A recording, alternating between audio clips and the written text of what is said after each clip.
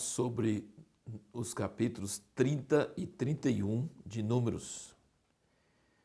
O capítulo 30 fala exclusivamente sobre a lei dos votos, principalmente das mulheres, no sentido de que se elas votarem e o pai ou o marido anular o seu voto, achar que não foi sábio e não permite elas cumprirem, que Deus não vai levar isso em conta. Que então o marido ou o pai pode anular os votos da sua filha ou da sua esposa.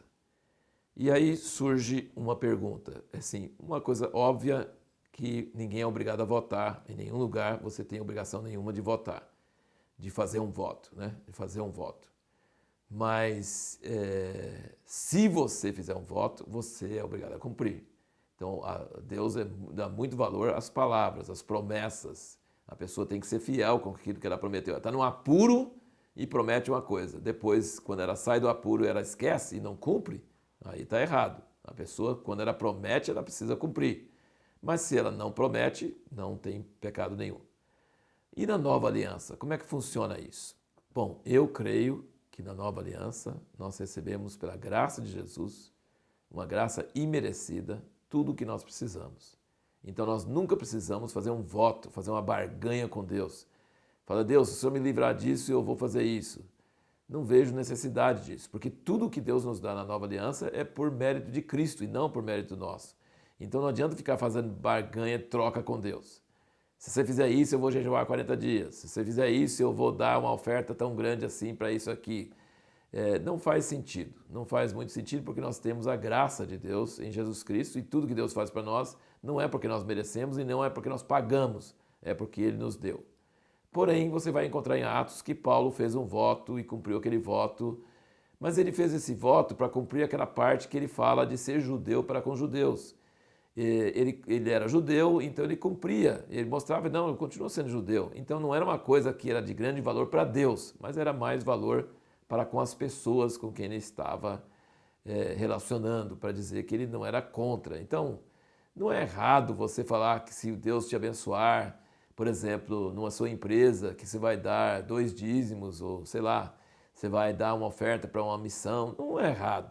Você só tem que fugir desse negócio de achar que está fazendo troca, o negócio, o comércio, barganha com Deus. Lembra disso, tudo que Deus faz para nós em Cristo é pelos méritos de Cristo. E a gente chega para Ele sem merecer e rogando a Ele pelos méritos de Jesus Cristo. Nós vemos no outro capítulo, no capítulo 31, que Deus mandou eles julgarem os medianitas. No caso, parece que medianita, moabita, parece que é o mesmo povo, sei lá, é uma confusão, uma coisa séria, mas é assim, justamente foi esse povo que corrompeu o povo de Israel pelo conselho de Balaão. E Deus manda eles irem atacar esse povo. E aí escolheram 12 mil homens e foram e fizeram o que Deus mandou, e Balaão morreu no meio. Então Balaão não tinha ido para casa, Balaão estava lá no meio desse povo. Talvez ele foi para casa e depois voltou, sei lá.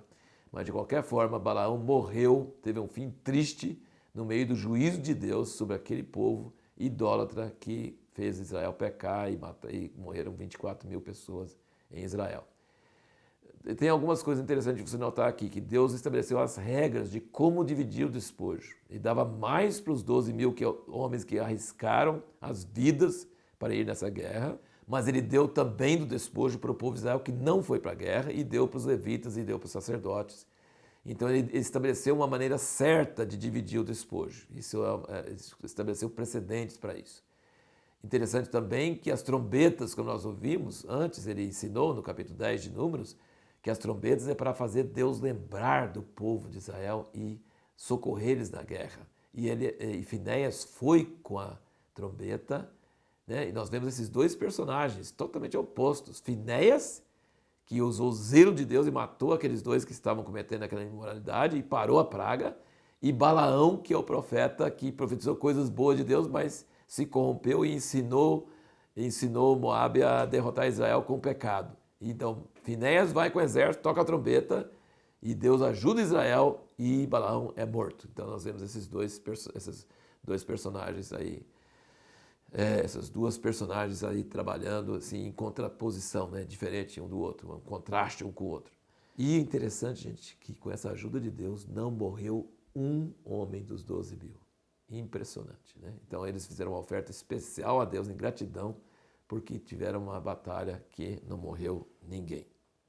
Gente, os costumes de guerra, a matança das pessoas, até das crianças e coisa, para nós é uma coisa terrível, difícil de engolir. A gente só precisa lembrar que naquela época isso era o costume de todos os povos e todas as coisas. E então é uma coisa que, graças a Deus, da nova aliança, nós não temos nada a ver com isso.